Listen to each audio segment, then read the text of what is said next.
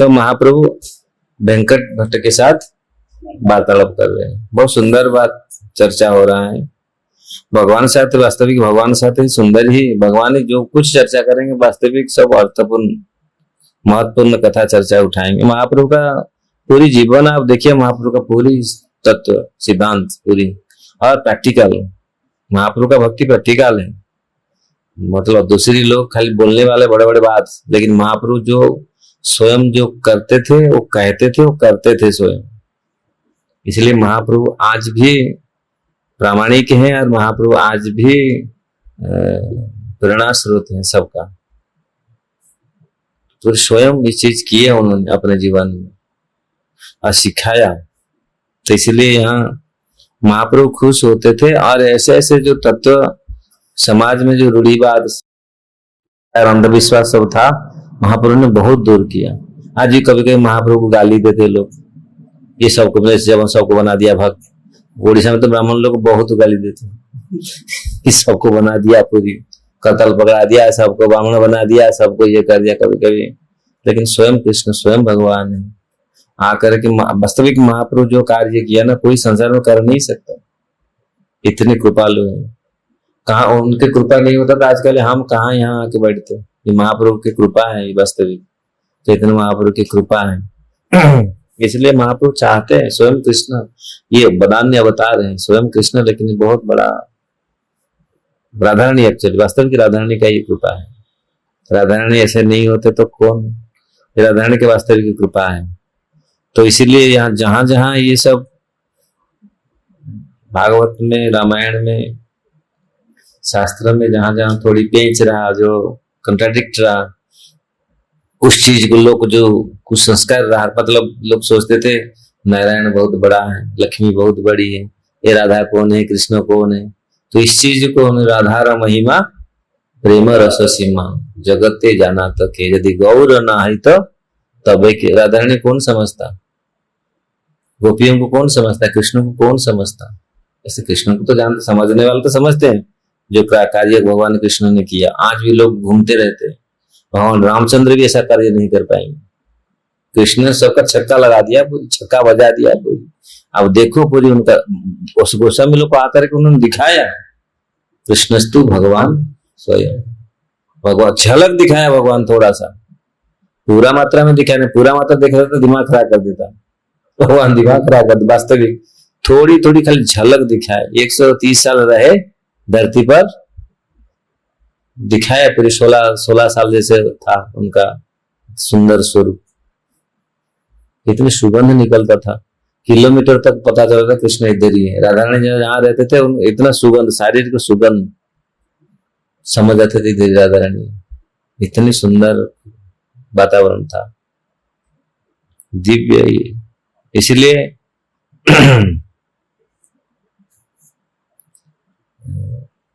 केह तार पुत्र ज्ञाने उदुख हले बांधे, केह सखा जाने जिनी चढ़े तार कांधे।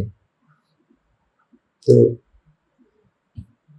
भगवान के कोई उन्हें पुत्र के रूप में स्वीकार करके कभी कभी उन्हें ओखोलों में बांध देता है, अपनी अंतरंग सखा मानकर उन पर विजय प्राप्त कर उनके कंधों पर चढ़ जाता है। ब्रजेंद्र नंदन बलि तार जाने ब्रज जान, ऐश्वर्य ज्ञाने नहीं कौन संबंध मानन। ब्रजभूमि के निवासी कृष्ण को ब्रजभूमि में जो लोग थे राजा महाराज नंदे के पुत्र रूप में ही जानते थे, ये हमारे राजा का पुत्र है। और वे मानते थे कि ऐश्वर्य रस में भगवान के साथ कोई संबंध नहीं हो सकता। ऐश्वर्य रस से ब्रजलोक भावो जय करे भजन, से ही जन पाए ब्रजेंद्र नंदन। जो ब्रज भाव में, गोपियों के भाव में, जो ब्रजवासियों के भाव में जो भजन करता है कृष्ण को, वो प्राप्त होता है। क्योंकि महाराज नंद के पुत्र रूप में वो विख्यात है। जय जन पाए ब्रजेंद्र नंदन। ब्रजभूमि या गोलोक वृंदावन के निवासी कृष्ण को महाराज नंद के पुत्र के रूप में जानते हैं। उन्हें पूर्ण पुरुष भगवान के रूप में नहीं जानते जैसे सामान्य लोग जानते हैं। भगवान हर एक सर्वोपरि पालक और समस्त पुरुषों में प्रधान पुरुष। ब्रजभूमि में कृष्ण निश्चित रूप से प्रेम की केंद्र बिंदु है। वहां उन्हें कोई पूर्ण पुरुष भगवान के रूप में नहीं जानता। प्रत्युत वे उन्हें मित्र, पुत्र, प्रेमी, स्वामी के रूप में जानते। प्रत्येक दशा में कृष्ण ही केंद्र, सेंटर कृष्ण ही, सब कुछ कृष्ण ही है। ब्रज, पूरी ब्रज का जो भाव है यही है कि कृष्ण ही सेंटर है। उसमें कोई अपना अपन मतलब कोई अपना सेल्फिश स्वार्थ नहीं है। कृष्ण ही सब कुछ, कृष्ण ही स्वार्थ है, वही परमार्थ है, कृष्ण ही सब कुछ है। ब्रजभूमि निवासी भगवान से दास्य, सख्य, वात्सल्य, माधुर्य रस द्वारा संबंधित। भक्ति में लगा हुआ व्यक्ति उन्हें इनमें से किसी भी दिव्य संबंध में अर्थात रस को स्वीकार कर सकता है। जब ऐसी व्यक्ति पूर्ण अवस्था को प्राप्त कर लेता है तब अपने शुद्ध आध्यात्मिक स्वरूप में कृष्ण के पास लौट जाता है। तो इसलिए यहाँ महाप्रभु ये बातचीत कर रहे हैं वेंकट भट्ट के साथ, ये उठा रहे हैं कृष्ण किस प्रकार, इसका अभिप्राय, इसका जो तत्वगत जो रहस्य है, क्यों ये बात छेड़ा महाप्रभु ने कृष्ण के तत्व को समझाने के लिए। नारायण तत्व तो जानते हैं लोग, नारायण को ज्यादातर लोग जानते हैं, लेकिन कृष्ण तत्व को समझने के लिए ये नायम सुखोप भगवान देहिना गोपिका सुतः ज्ञानीनाम चात्मभूतानम यथा भक्ति मतामिह। तब चैतन्य महाप्रभु ने प्रमाण दिया, यशोदा पुत्र पूर्ण पुरुषोत्तम भगवान कृष्ण उन भक्तों को सुलभ है जो रागानुगा भक्ति में लगे हैं, किंतु वे ज्ञानियों, तपस्वियों, निरत आत्म साक्षात्कार के लिए प्रयत्न करने वालों या आत्मा और शरीर को एक मानने वाले को सहज सुलभ नहीं है। जो आत्मा और शरीर को एक मानते, मतलब आत्मा को ही शरीर मानते हैं, शरीर को ही आत्मा मानते हैं। ज्यादातर लोग यही, इसलिए तो शरीर के प्रति बहुत अटैच, ये शरीर थोड़ा बहुत ये हो गया कितनी तकलीफ होता है, और कितनी दिमाग कितना ये होता है, अरे ये शरीर कैसा हो जाएगा, क्या हो जाएगा, ऐसा हो गया, कुछ हो जाएगा। भागते हैं दुकान, मेडिसिन दुकान, डॉक्टर के पास, मतलब क्योंकि कुछ हो जाएगा, कैसा हो जाएगा, मतलब बिल्कुल 2 मिनट भी हमको मतलब सबर नहीं है, मतलब सहिष्णुता नहीं है, मतलब सहन करने का ये नहीं है, कुछ हो जाएगा, क्या होगा। लेकिन इसलिए यहाँ जो शरीर को आत्मा मानते हैं तो वो भगवान प्रति क्या आएगा, विश्वास ही नहीं। वो मेडिसिन में ज्यादा विश्वास है, ये मेडिसिन हमको बचा देगा। हाँ, कुछ लोग, बहुत लोग हैं मेडिसिन काम नहीं करता है, कितना इंजेक्शन ठोको ठोको ठोको, कुछ काम नहीं कर रहा है।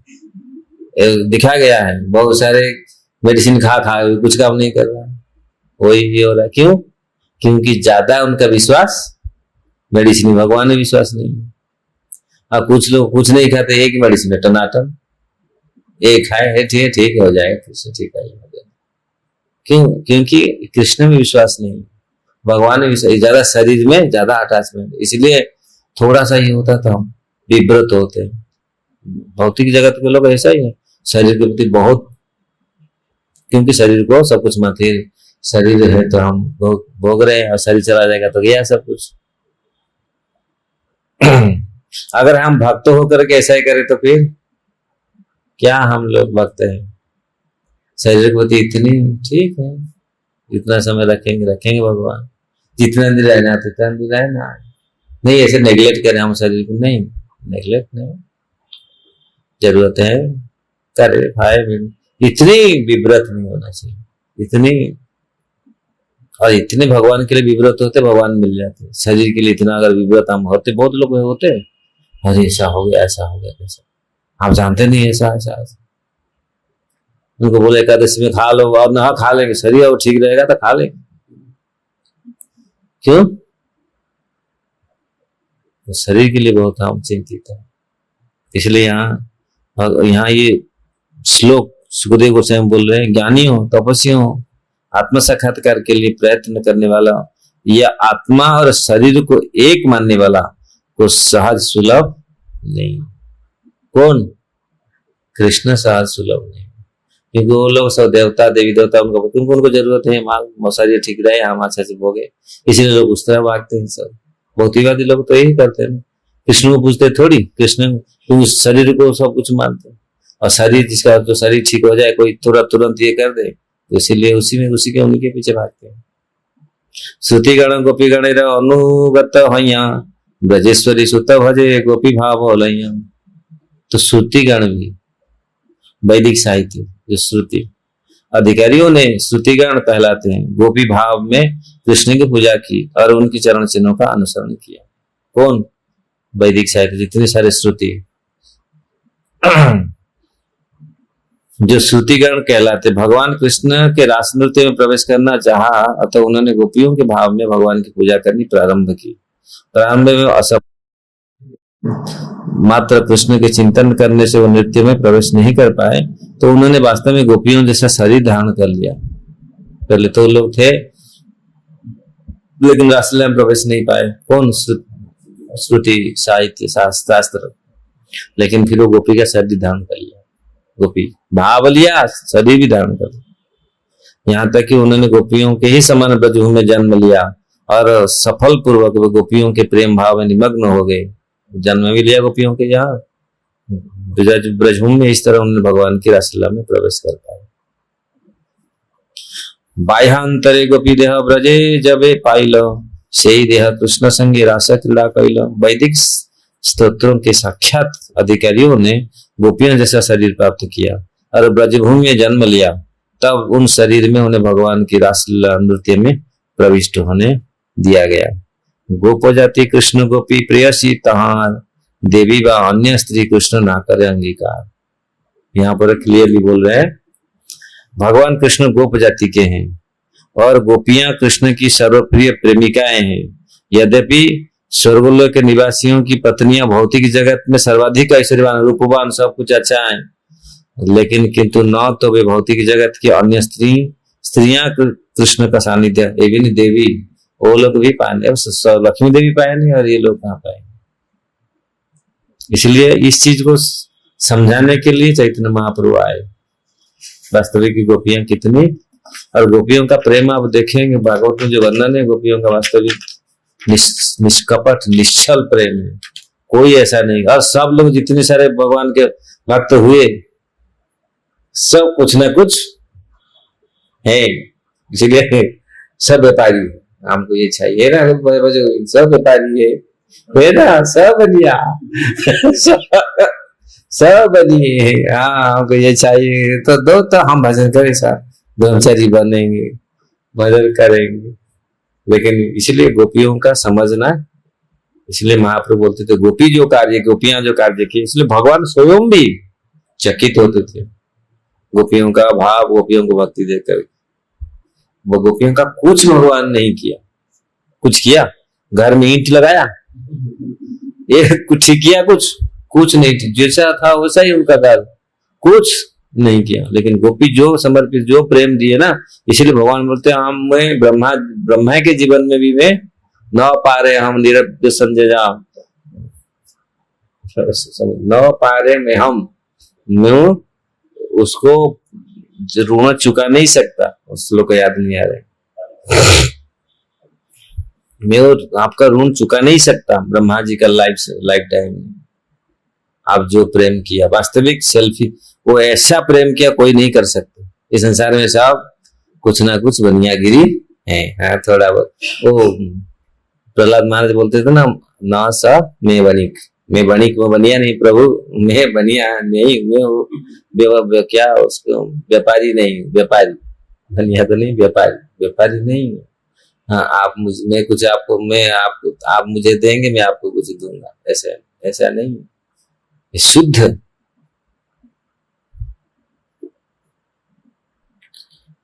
लक्ष्मी चाहे सेई देहे कृष्ण र संगम, गोपी का अनुगाहया ना कैल भजन। और लक्ष्मी देवी चाहते हैं अपना उसी शरीर में कृष्ण के साथ मिलने के लिए। तो लेकिन गोपियों का भाव उनके पद चिन्ह पर चलने के लिए उनको उन्हें मैं लक्ष्मी हूँ, वो उनके साथ गोपियों बहुत छोटे हैं, हम तो पूरा बहुत बड़े हैं, इनके साथ कैसे। जबकि राधा रानी ही लक्ष्मी है, उनके ही ऐश्वर्य अमृति, लेकिन गोपियां गोपियां है, राधा रानी है। तो ये दिखा गया है किस प्रकार महाप्रभु दक्षिण भारत के लिए, दक्षिण भारत में अभी है, कहां पर है, श्रीरंगम क्षेत्र में, श्रीरंगम मंदिर में। श्रीरंगम मंदिर के पास एक वैष्णव रहते थे, उनका नाम था वेंकट भट्ट, जो गोपाल भट्ट गोस्वामी के पिताजी। हमारे जो 6 गोस्वामी से गोपाल भट्ट गोस्वामी, जो राधा रमन मंदिर है आज, वो गोपाल भट्ट गोस्वामी के मंदिर है। उनके भक्ति से, गोपाल भट्ट गोस्वामी की भक्ति से राधा रमन प्रकट हुए थे। कैसे? सालग्राम शिला से। सालग्राम शिला इतना बड़ा था, गोल मोटल, और गोल मोटल से हो गए इतना सुंदर विग्रह। तो उनकी भक्ति से ये नरसिंह चतुर्दशी को उसी दिन वो भजन करते थे। सब लोग आए, बिजनेस वाले आए, वो पोशाक वाले पोशाक देने के लिए। उनको आके बोले आपका ठाकुर जी है पोशाक, ना हमारा ठाकुर जी तो गोल मोटोल है, उसको क्या पोशाक, क्या वो पोशाक पहनाएंगे। मन में रहा हमारा ठाकुर जी होते तो अच्छा, थोड़ा हम पैसा पोशाक पहने के हो ये करते। तो उसी रात में वही गोल मोटल हो गए राधा रमन। बहुत सुंदर, कितने सुंदर विग्रह है। तो वही उनके पिताजी जो थे वेंकट भट्ट, वो सी संप्रदाय के हैं। तो उनके घर में महाप्रभु 4 महीना रहे, चतुर्मास्या वहीं रहे, और प्रतिदिन उनके घर में प्रसाद पाते थे। नहीं, निमंत्रण सब अलग अलग ब्राह्मण के घर में, सब अलग अलग ब्राह्मण वैष्णव जो थे, सब पूरी चारों तरफ सबके घर में श्री वैष्णव उनके घर में भोजन करते थे, और उनके घर में कथा चलता था, और इनके खास करके इनके साथ। तो महाप्रभु ने ऐसे, सब लोग ज्यादातर साउथ इंडिया में लक्ष्मी नारायण को ज्यादा मानते हैं, लक्ष्मी नारायण उपासक। तो उन्होंने महाप्रभु जानबूझ करके ये क्वेश्चन उठाया, आपका लक्ष्मी नारायण, आपका लक्ष्मी देवी हमारे कृष्ण से ज्यादा प्रेम करती है। हमारा कृष्ण तो गाय चराता है, वृंदावन में बंसी बजाता है, लेकिन आपका लक्ष्मी भी हमारे कृष्ण के प्रति आकृष्ट है। ये कैसे है? वो तो पतिव्रता स्त्री है। तो वहीं से ये कथा शुरू होती है। तो फिर वो बोलते हैं लक्ष्मी मतलब विष्णु नारायण और कृष्ण में कोई अंतर नहीं है। अंतर है, जो अंतर है थोड़ा अंतर है, तो इसलिए महाप्रभु इस चीज को ये दर्शाता है। तो इसलिए वो क्यों लक्ष्मी देवी को रासलीला में प्रवेश नहीं मिला, इसी का बात यहाँ चल रहा है। अन्य देह ना पाइए रास विलास, अतएव नायम लोके कहे वेद व्यास। तो किस प्रकार लक्ष्मी देवी को जो श्रुतिचारी मुनिचारी गोपी बन करके, मतलब पूरी वैदिक साहित्य वैदिक ग्रंथों ने ये लोग गोपी बन करके रासलीला में अंशग्रहण किया, लेकिन लक्ष्मी देवी गोपी नहीं बने। आज तक भी वो तपस्या कर रही है कैसे रासलीला में, अभी भी हुआ नहीं, वो सांसन नहीं हुआ। अभी बिल्लवन में भी अभी भी बैठी है। तो उसी में चलते प्रभुपाद जी ने बोल रहे हैं, जो नायम शब्द यहाँ जो भागवत में आया है, वैदिक साहित्य के सर्वोपरि अधिकारी व्यासदेव ने नायम सुखोप भगवान से जो प्रारंभ होने वाले जो श्लोक जो रचना की, क्योंकि गोपियों के शरीर के अतिरिक्त अन्य कोई शरीर में व्यक्ति रासलीला नृत्य में प्रवेश नहीं कर सकता। गोपियों का शरीर में ही नारद मुनि भी गए रासलीला देखने के लिए, है ना, उनको भी डुबा दिया एक कुंड में ललिता ललिता देवी ने उसको कर दिया गोपी, ले चाल तो दिखाया, फिर घुमाया, फिर एक कुंड में डुबाया, फिर नारद मुनि करके जा। ऐसा शास्त्र आचार्य लोग बोलते हैं, जो क्योंकि ऐसे पुरुष शरीर में कोई रासलीला में प्रवेश नहीं कर सकता। तो इसलिए यहाँ गोपी शरीर, लक्ष्मी देवी गोपी शरीर को प्राप्त नहीं किया। इस भौतिक जगत में प्रत्येक बद्धात्मा अपना भौतिक शरीर बारंबार बदलता है, किंतु जब आत्मा सारे भौतिक आवरणों से शुद्ध हो जाता है, तब उसके दोबारा भौतिक शरीर पाने का कोई अवसर नहीं रहता। ऐसा जीवन अपनी उस मौलिक आध्यात्मिक स्वरूप में बना रहता है, जिसे कृष्ण भावनामृति के अभ्यास के माध्यम से कृष्ण का वास्तविक रूप में समझने से ही पाना संभव है। जैसा कृष्ण ने भगवत गीता में कहा है, शिरोमणि समझ रहे हैं, तब जन्म कर्म चमे दिव्यम एवं योवेति तत्वतः त्यक्ता देह पुनर्जन्म नैति मामेति सुअर्जुन। अर्जुन, मेरे आविर्भाव तथा कार्यकलाप के दिव्य स्वभाव को जानना है। वह इस शरीर को त्यागने पर, जो मेरे दिव्य स्वभाव को जानता है, इस शरीर को त्यागने पर इस भौतिक संसार में पुनः जन्म नहीं लेता, प्रत्युत मेरे शाश्वत धाम को प्राप्त करता है। मनुष्य अपनी मूल आध्यात्मिक शरीर को प्राप्त करके ही वैकुंठ में प्रवेश कर सकता है। जहां तक भगवान की रासलीला का संबंध है, इस भौतिक जगत में रहने वाले के लिए उनके नृत्यों को अनुकरण करने की चेष्टा करना व्यर्थ है। रासलीला में प्रवेश पाने के लिए गोपियों जैसा आध्यात्मिक शरीर प्राप्त करना आवश्यक है।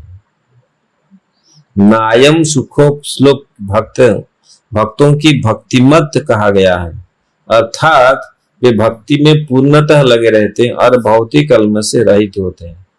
मात्र कृष्ण की रासलीला का अनुकरण करने या अपने को सखी समझने से, जो बहुत लोग ऐसे देखा गया ना, वो सखी सखी सखी साज करके बोलते हैं हम तो कृष्ण का सखी हैं। बहुत पुरुष लोग भी कभी सखी बन के ना ऐसे ऐसे घूमते हैं लोग, लेकिन ऐसे बनने से नहीं होगा। कृष्ण की रासलीला नित्यांत आध्यात्मिक है, भौतिक कलम से इसका कोई संबंध नहीं। अतएव कृत्रिम भौतिक साधनों से, केवल सजने से नहीं होगा। हाँ, वो सखी बन गया हम बस, लेकिन चेतना हमारा होना चाहिए, शुद्ध होना, अंतःकरण शुद्ध होना चाहिए, वो भावना होनी चाहिए, तब जाके आप गोपी बन करके, सखी बन करके, मंजरी बन करके आप सेवा कर सकता है राधा कृष्ण का। नहीं तो ऐसा बहुत लोग आजकल तो बहुत लोग बोल रहे हैं इस चीज के ऊपर, लेकिन हमारे संप्रदाय से ही ये शुरू हुआ था, गोपी भाव मंजरी भाव। बहुत महाराज बाबा जी लोग सब ये करते हैं, लेकिन वास्तविक हम ही लोग चैतन्य महाप्रभु ही इसको, जो माधुर्य रस उपासना चैतन्य महाप्रभु ही शुरू किए थे। जानते नहीं थे कैसे माधुर्य रस का कैसे आस्वादन किया जाए, माधुर्य रस में किस प्रकार भगवान के साथ सेवा किया जाए, संबंधित हुआ जाए। क्योंकि दास्य सख्य वात्सल्य तक था, माधुर्य रस महाप्रभु ने लाए। वास्तविक कैसे भगवान के, जो जैसे मंजरी गोपी भाव गोपियां शरीर लेकर कैसे भगवान का सेवा किया जाए। गोपी तो कोई नहीं बन सकते, मतलब मंजरी बन सकते, इवन जो, क्योंकि वो तो सब भगवान का इटर्नल पोस्ट है। गोपी जो भगवान के जितनी सारी सखी हैं, वो पूरी मतलब शाश्वत पोस्ट है।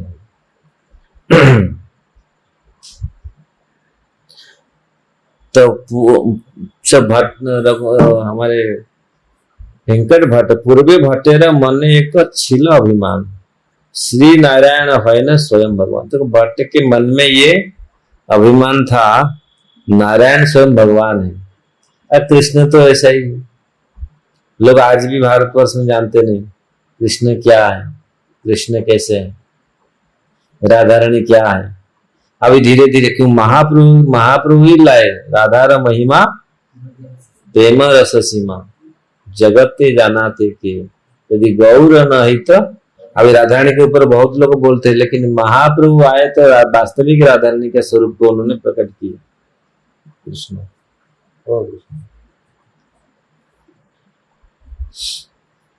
तो ताहार भजन सर्वोपरि कक्षा है, श्री वैष्णवर भजन यही सर्वोपरि है। तो इस प्रकार सोचते हुए वेंकट भट्ट का विश्वास था कि नारायण की पूजा ही सर्वोपरि पूजा है, भक्ति के अन्य सभी विधियों से ही सर्वोपरि है, क्योंकि इनका अनुसरण रामानुजाचार्य की के श्री वैष्णव शिष्य करते थे। आज भी वो ऐसे, लेकिन महाप्रभु आकर के इसको सिखाया वास्तविक कृष्ण। यही तार गर्भ प्रभु परित्य खंडन, परिहास द्वारे उठाए इत्य का वचन। इसको खंडन करने के लिए, क्योंकि वो लोग सोचते थे नारायण ही सर्वोपरि है, नारायण का उपासना, नारायण लक्ष्मी नारायण का उपासना ही सर्वोपरि है, लेकिन इससे भी सर्वोपरि है राधा कृष्ण का उपासना। ये बहुत तत्व है, क्योंकि राधा रानी मूल लक्ष्मी है और कृष्ण मूल नारायण है। उनसे कितने नारायण आते हैं, कृष्ण से ही कितने नारायण आते हैं, कि सारे अवतार के उससे वही है। उनके पास नहीं होते तो फिर कैसे भगवान चतुर्भुज से द्विभुज से चतुर्भुज हुए, चतुर्भुज से फिर सहस्त्रभुज हुए, भगवान दिखाया कुरुक्षेत्र युद्ध में। अगर उनके पास शक्ति नहीं होता तो कहाँ होते, है ना। लोग बोलते हैं ना, नहीं कृष्ण तो स्वांश है, नारायण का अंश है। कभी कोई जगह में ऐसे दिखाता नहीं, नारायण कृष्ण का अंश है, इसलिए गोविंदम आदि पुरुषम तमोम। गोविंद पहले आदि पुरुष कृष्ण ही है। इसलिए सिद्धांत को महाप्रभु ने ब्रह्म संहिता का सिद्धांत को उन्होंने पूरी उपस्थापन किया। ब्रह्म संहिता और कृष्ण करणामृत, ये दोनों सिद्धांत महाप्रभु ने उपस्थापन किए। जब यद्यपि हमारे जितने सारे शास्त्रों में भगवान के बारे में, भगवान के रूप के बारे में, भगवान के गुण के बारे में वर्णन, लेकिन ब्रह्म संहिता और कृष्ण करणामृत ये दोनों ऐसा शास्त्र है, पूरी डिटेल वर्णन किया है वो बहुत। इसलिए महाप्रभु इस सिद्धांत को प्रस्तुत किए, उस वही सिद्धांत महाप्रभु ने लाया पूरी।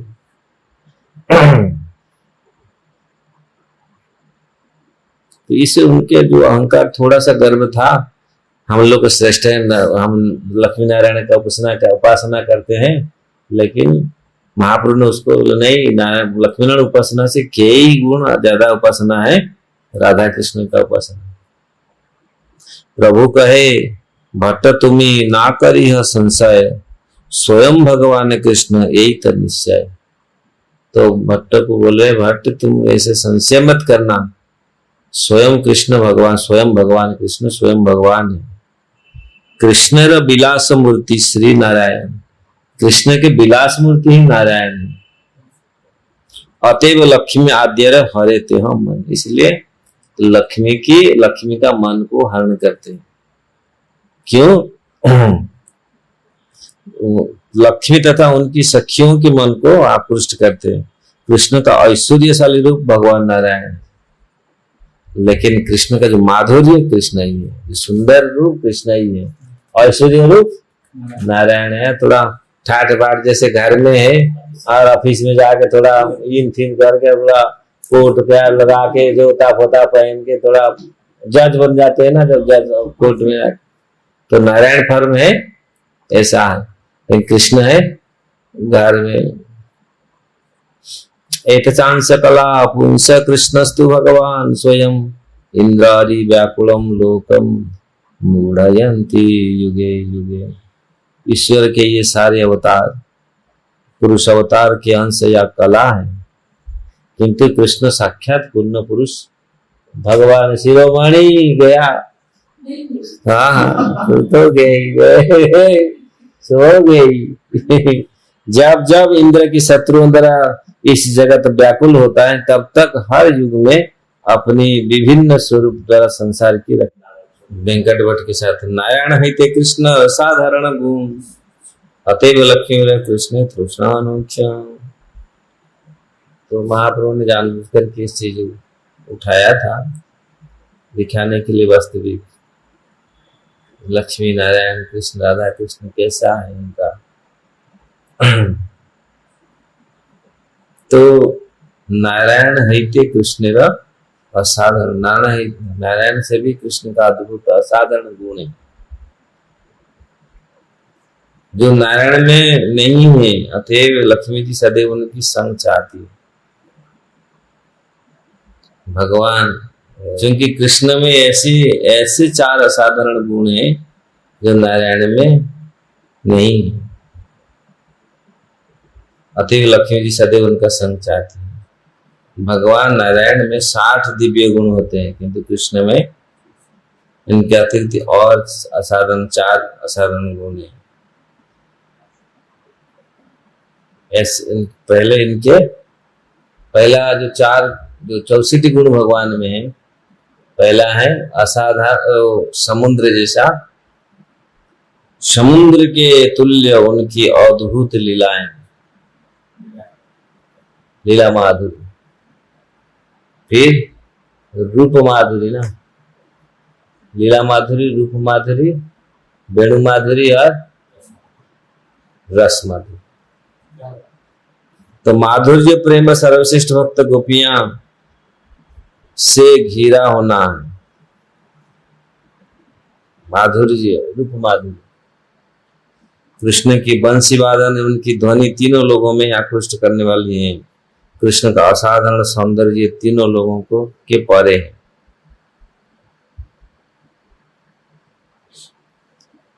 तो इस प्रकार प्रेम माधुरी, लीला माधुरी, वेणु माधुरी, रूप माधुरी,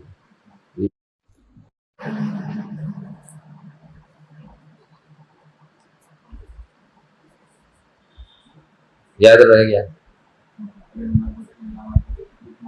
लीला माधुरी, प्रेम माधुरी, रूप माधुरी, वेणु माधुरी। तुम्हें जे पढ़िला श्लोक से है प्रमाण, से श्लोक के आई से कृष्ण स्वयं भगवान।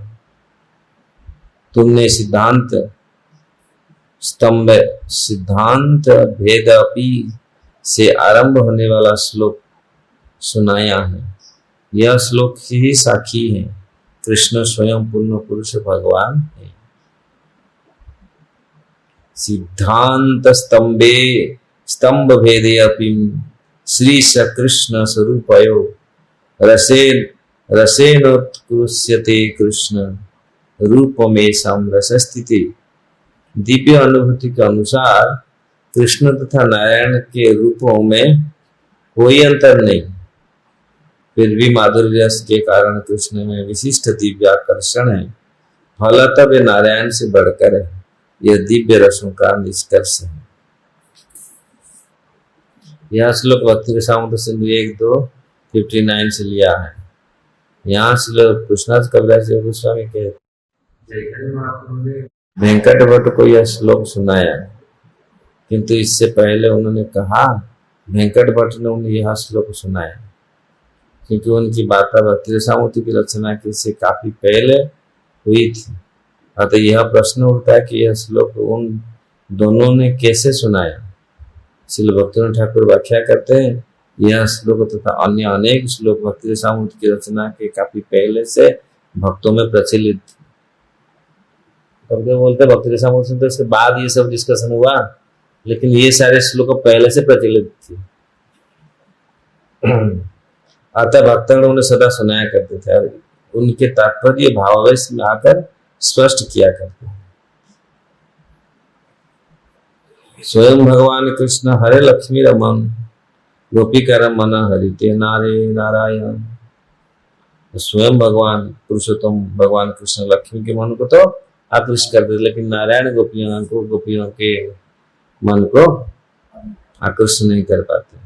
इससे कृष्ण की सर्वात्कृष्टता सिद्ध होती है। पास में हम लोग का बैठा है नारायण चतुर्भुज रूप धारण करके, सोचे थे गोपियां उनको दंडवत करेंगे यार, वो समय ये करेंगे, लेकिन नारायण का कथा श्री कृष्ण आपने गोपिका रे हास्य कराई थे हय नारायण। भगवान नारायण के विषय में क्या कहा जाए। गोपियों के साथ मजाक उड़ाने के लिए भगवान कृष्ण स्वयं नारायण के रूप में प्रकट हुए। चतुर्भुज चतुर्भुज मूर्ति देखी, चतुर्भुज मूर्ति देखाए गोपी गणे आगे, सही कृष्ण गोपी कर नहे अनुरागे। जब यही चतुर्भुज मूर्ति दिखाया हमारे पीछे बैठा गांव में, गोपिकाओं को प्रेम दृष्टि को आकृष्ट नहीं कर सके। वो सोचे वो पूरे आकृष्ट हो जाएंगे, उनको उनके साथ जैसे कृष्ण के साथ करते ऐसा ही करेंगे, लेकिन कुछ नहीं होगा। गोपीनां पशुतेन्द्र नंदनम ईशो भावश्यम कस्ताकृति विज्ञातु क्षमते दुरूहा पदवी संचारणं प्रक्रियाम् आविष्कुर्वन्ति वैष्णवीमपि तनु तस्मिन् भुजे जिष्णुर्भिर् यांसां हन्त चतुर्भिर् अद्भुतं रुचि रागोदयं कुर्वति। एक बार भगवान कृष्ण ने चतुर्भुज रूप धारण, नारायण का अत्यंत सुंदर रूप धारण किया। जब गोपियां ने उनके इस भव्य स्वरूप को देखा तो उनके भाव कुंठित हो गए। इसीलिए विद्वान व्यक्ति भी गोपियों के उर्मिमय भावों को नहीं समझ सकता, क्योंकि वे नंद महाराज के पुत्र कृष्ण के आदि स्वरूप पर पूरी तरह स्थिर हैं। कृष्ण के साथ गोपियों का परम रस आध्यात्मिक जीवन का सबसे बड़ा रहस्य है। श्रील रूप गोस्वामी को ललित माधव नाटक से लिया गया। एत कही प्रभु तार गर्व चूर्ण करिया, तार सुख दे दीते करे सिद्धांत फिराइया।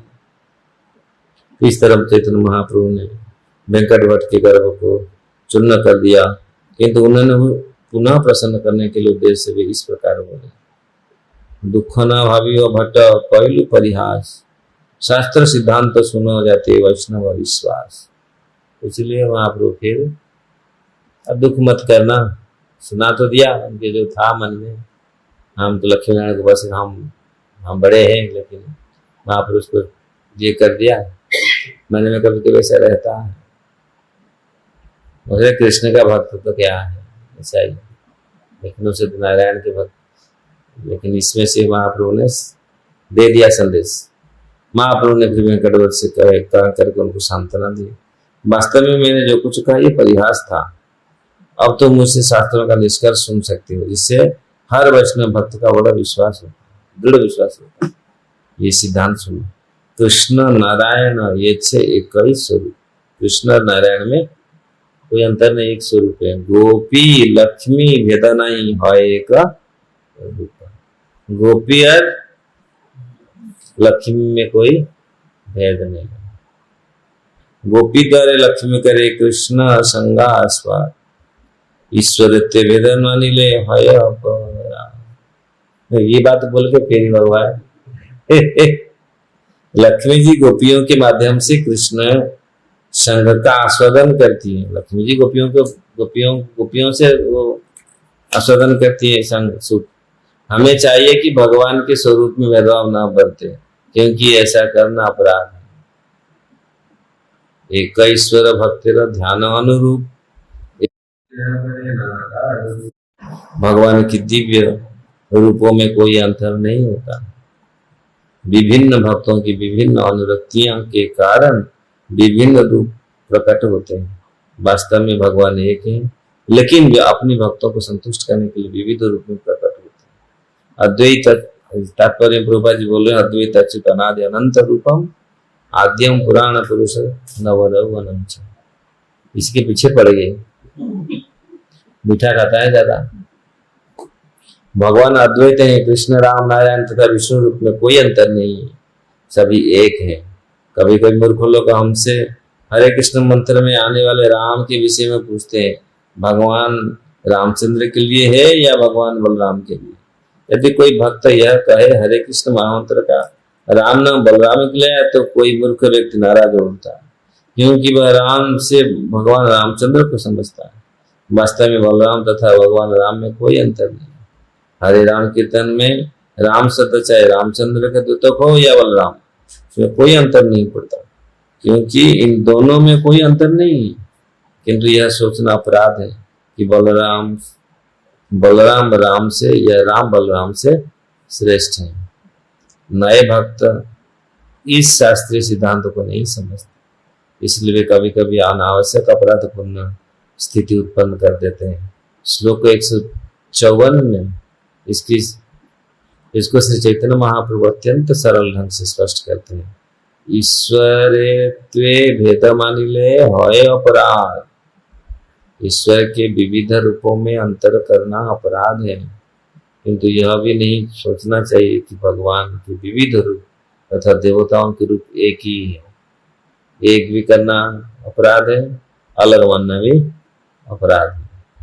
यह निश्चित रूप से अपराध है, जैसा कि वैष्णव तंत्र में पुष्टि वस्तु नारायणम देवम ब्रह्म रुद्रादि देवते समत्वेनैव विक्षेत सपाषण्डी भवेद्रुमो। जो ब्रह्मा जी तथा शिव जी जैसे बड़े बड़े देवताओं को पूर्ण पुरुष भगवान नारायण के समान मानते हैं, वही पाषंडी है, हरिभक्ति विलास। अतः हमें भगवान के स्वरूप में अंतर नहीं करना चाहिए, किंतु हमें वह भी समझना चाहिए भगवान के विविध रूपों को देवताओं या मनुष्यों के तुल्य न मान। उदाहरणार्थ कभी कभी मूर्ख सन्यासी नारायण की समता श्री दरिद्र नारायण से करते हैं, क्योंकि वे भगवान के शरीर को भौतिक समझते हैं, जो सरासर अपराध है। प्रामाणिक गुरु से उपदेश प्राप्त किए बिना इन विभिन्न स्वरूप के पूरी तरह से नहीं समझा जा सकता है। ब्रह्म संहिता में पुष्टि हुई है, वेदेषु दुर्लभ आत्मभक्त। केवल अध्ययन या वैदिक अध्ययन से भगवान के विभिन्न रूपों को नहीं समझा जा सकता।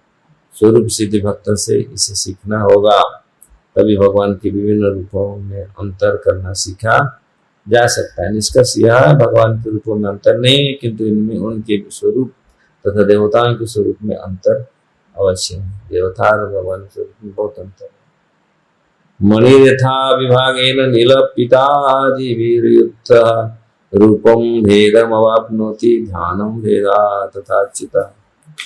जब वैदुर्य मणि ये दिखाते हैं किस प्रकार अलग अलग जो हुआ है, उसमें भी थोड़ा वो दिखाते हैं किस प्रकार बोलना चाहिए, किस प्रकार उसको। जब वैदुर्य मणि अन्य मणि वस्तुओं को स्पर्श करता है तो वह विभिन्न रंगों में विभक्त होता प्रतीत होता है, फलत उसके रूप में भिन्न भिन्न लगने लगते हैं। इसी प्रकार भक्तों के ध्यान भाव के अनुसार अच्युत भगवान एक होते हुए भी विभिन्न रूप में प्रकट होते हैं। भक्त कहे कहाँ हमी जीव पामर, कहाँ तुम इसे ही कृष्ण साक्षात ईश्वर। भट्ट बोल रहे हो कहाँ जी पामर है, आप तो साक्षात ईश्वर है। अगाध ईश्वर लीला किछु ही न जानी, तुम्ही जय कह से ही सत्य करी मान। कृष्ण की लीला अगाध है, मुझे तो कुछ नहीं मालूम। स्वयं कृष्ण बोले मुझे कुछ नहीं मालूम, और हम लोग बोलते हैं हम तो बहुत जानते इसलिए ये भावना रहना चाहिए, कभी मन में अहंकार नहीं होना चाहिए। भगवान क्या हम जानते, क्या और कितनी है भगवान, अनंत लीला भगवान का अनंत गुण। इसलिए कभी भी इस चीज में हम लोग अहंकार नहीं होना चाहिए। अहंकार होगा तो फिर पता तुम्हें जय कह से ही सत्य करी मान। आप जो बोले वही सत्य है, उसमें स्वीकार नहीं कर पाए। पुरुषोत्तम भगवान विषय का सत्य जानने के लिए यही विधि है। अर्जुन ने भगवद गीता सुनने के बाद यही बात कही थी। सुनने के बाद सर्ववेतदुत्तमन्ये यन्मावदसि केशवम नहीं ते भगवान व्यक्ति विदुर्देवा न दानवा। हे कृष्ण, आपने मुझसे जो कुछ भी कहा है उसे मैं सत्य के रूप में स्वीकार करता हूँ। सर्व एतत् मन्ये यन्नाम वदसि केशवम नहीं भगवत व्यक्ति विदुर्देवा न दानवा। तो भगवान की लीलाओं के सत्य को समझ पाना केवल अपनी तर्क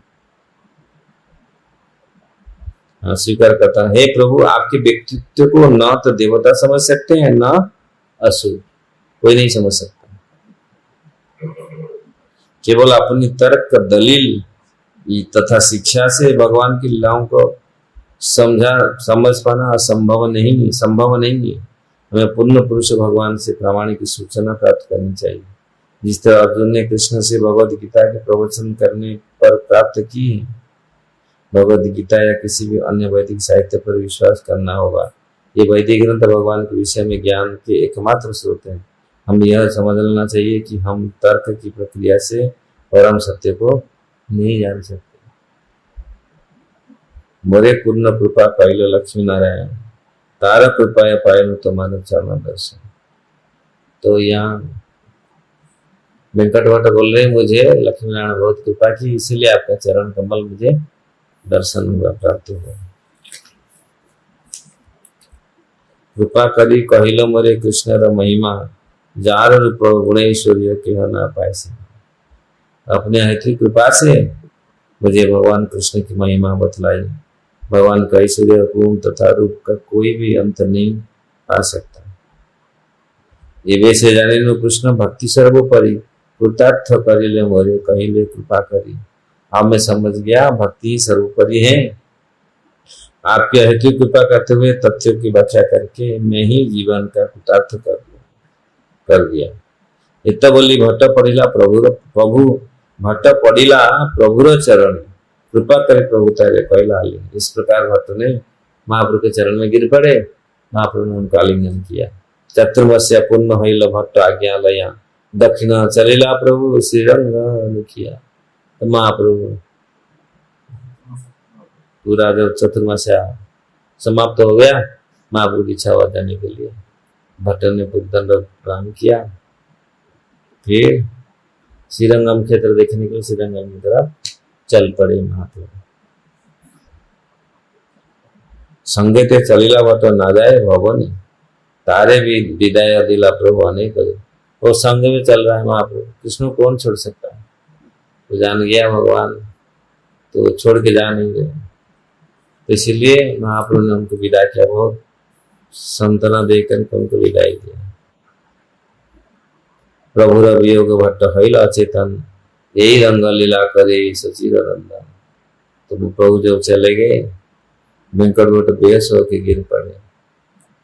श्रीरंग क्षेत्र में सचिपुत्र श्री चैतन्य महाप्रभु की लीलाएं ऐसी थी। श्री चैतन्य चेता